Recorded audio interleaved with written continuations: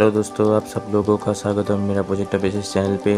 आज मैं तुम लोगों को दिखाऊंगा कि कैसे मेरे पिछले वीडियो में मैंने जब बनाया था एक डार्कनेस सेंसर, उस डार्कनेस सेंसर का सेंसिटिविटी बहुत कम था।